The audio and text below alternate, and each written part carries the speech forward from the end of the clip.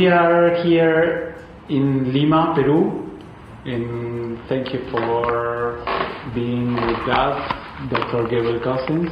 It's an honor to have you here at the Raw Academy, and we would like to know, how do you feel being in Peru? I'm really appreciating Peru. There's a subtle spiritual fineness that I appreciate in the people, and a wonderful spiritual joy that people have. And people are very interested, so it was really good. Great. This is we are actually here at the Árbol de la Vida in Lima, Peru, the Tree of Life. It's actually the first place outside U.S. I mean, Árbol de la Vida. In South America. In South America. In South America. We have one in Israel, and we're getting something going in Nicaragua, but this is really, I think that it is the first in Central and South America. Excellent. And is there any plan to open more spaces in South America? Or? Well, I think in time, I don't make the plans, but in time there'll be one in Buenos Aires. Okay. I think that's going to happen. Just when, we don't know. But it could be next year. It's just, since we came, there's been a growth happening. And there'll be a time when people want to really take it on. And it goes beyond a restaurant, because it's a whole level of teaching. But I feel with Marcella and us coming out, I'm going to be there next, I believe it's next April at the book fair, and we're going to do a conscious eating there. Mm-hmm. I think that Buenos Aires is going to be the next place. That's in that. And then with all the books in Spanish, okay, which is really good, and the book fair, full spiritual nutrition is coming out. Not we have a thin one, but a full one. Yes. And maybe spiritual rainbow green life food cuisine. That would be complete. So it's special to have all the books in Spanish, because that really reaches the Spanish-speaking world, which partly is. I happen to enjoy everybody, so I like the style of the culture, the spirit of the culture. It's going to vary from Peru to from Lima to Buenos Aires, mm-hmm. to Nicaragua, Costa Rica, but there's something I really enjoy about it.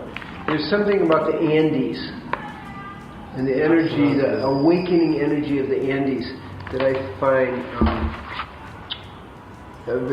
powerful.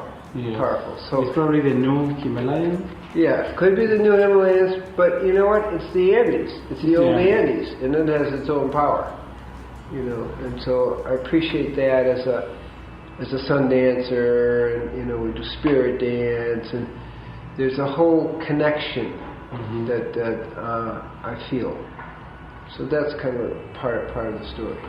Excellent. And talking about spirituality, we would like to know what's your point of view about spirituality and science, because science is always changing and spirituality stay the same, right? So sometimes... Well, science is changing only in the sense that it hasn't gotten to the deeper levels. But more recently it is getting to deeper levels. And it basically says we're all one. We're all one with the field. Spirituality says we're all one with the field. Yes. So at a new level, there's a kind of a connection. Now, the difference is, and it's an important difference, is that in the science there's a tendency to have an intellectual awareness that we're all one. Where the meaning in spirituality is to know you are all one. It's a knowingness, not an intellectual understanding. So that is a difference, because you truly feel your oneness with your whole soul. And that's what spirituality is more about than kind of intellectually knowing it's all one. But in the end, the story is the same. And the string theory, they talk about the 10-string theory, mimics the tree of life, which is also the 10 sephirotic energies. So, and the string collapsed as does the tree lops into 4. So there's a lot of overlap, but it's more about the heart element that separates the two. That's where they're really different. I think where they've come is, again, agreeing on the oneness, but the experience of the oneness is where there's a gap. Excellent, thank you. And we would like to know about the next step when we start doing raw food, live food, diet. The next step is learning about Ayurveda. Do you think that's I think that the way I like to think about it is that why are we eating? Why are we concerned about longevity? Okay, and I'll say longevity for what? And so if it's all about how long I can live, then we've missed the point entirely. Mm-hmm. Okay? And so the first question is, how do you become, for me, with the food, in lifestyle, is how do you become a superconductor for the divine? Mm-hmm. And ultimately merging with the divine. Okay, now, live food doesn't need Ayurveda to do that. Okay, but as I've taught here in the Conscious Eating course, is that we have different dietary needs according to our constitution. Ayurvedic has a long-term, 3,000 years at least, understanding that we are unique individuals and we each have to develop our unique diet within a certain framework.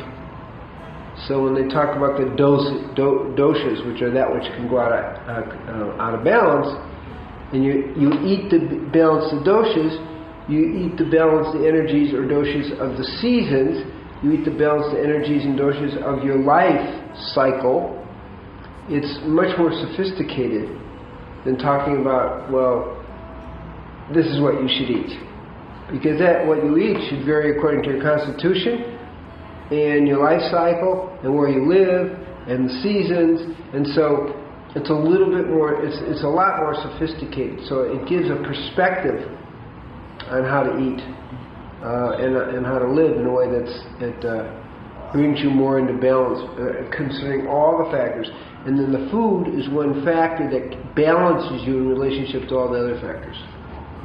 Excellent. We are close to December 2012. What can you say? What can you tell us about that time? The people, especially the people that they are about to start eating raw, they are in transition. Well, one thing that we may want to consider is you can't eat your way to God. However,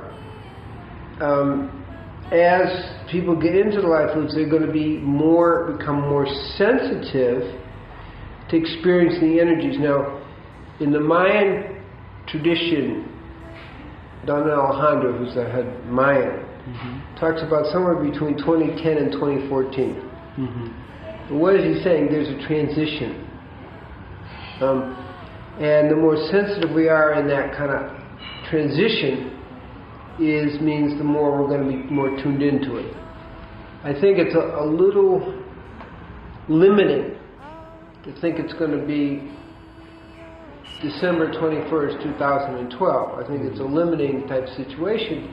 We are in a transition of 52 years, and it really began with the harmonic convergence in 1987, where we had 3,000 people meditating and chanting for 24 hours up on a mountain in Sonoma County. Okay, now we're going to be. We personally in 2012, December 21st, will be in the Negev desert holding a big ceremony for a day, and it falls on Shabbat, which is a good time. So, but then there's another 13 years. So that's the 25, 2025 and 26. And then 2039 is when the cycle of 52 years is completing itself. So I kind of see it in bigger terms. But this is a transition, and I think it's a time where the field is shifting in terms of light and dark, that it's just shifting, that the light is going to at least be equal rather than being outnumbered. So I feel very optimistic about it, but we see things I see things in kind of a long-term view, and then in the context of that, leading our lives with as much focus and spiritual awareness as possible, ever increasing that awareness. So my work here in Lima is really to bring light, to inspire people to take in the light, but then to share the light with the people around them and let it keep spreading. So, although we'd like to see it, things are all going to happen at once, I kind of see it's a slow, steady struggle against the forces of darkness. And that's but the outcome is very good. The outcome is very good. It may look a little difficult now, but the outcome is very good. Okay. Thank you very much, Dr. Gabriel Cousens. It was such a pleasure for us working with the group of Árbol de la Vida in Lima, Peru. And well, we're going to be working together as soon as you... Yeah, well, we're really... this is a great group here in Lima. And it's really special to activate the Árbol de la Vida here. Mm-hmm. Really good. Because as they say, it's the first one in Central and South America. But I feel personally connected to Central and South America, and I'm going to say Mexico too, to really, maybe Buenos Aires is going to be next. Hopefully. We'll see what you do about it. Okay. Thank you very much. Okay, Om Takia.